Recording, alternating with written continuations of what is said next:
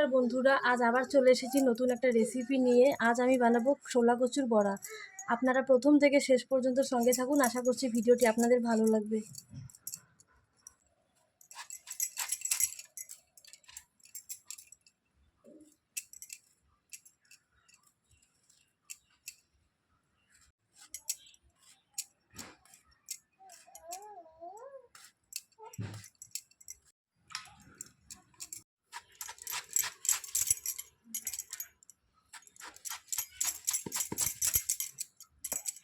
কাটা হয়ে গেছে, এবার ধুয়ে নেব। আতপ চালটা আমি আগে থেকে ধুয়ে ভিজিয়ে রেখে দিয়েছিলাম। প্রথমে আতপ চালটা এবার বেটে নেব।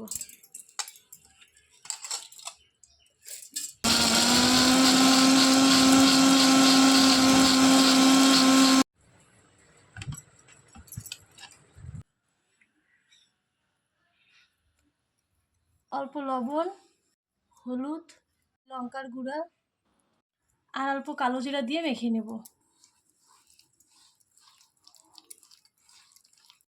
মাখা হয়ে গেছে, এবার বড়াগুলো ভেজে নেব।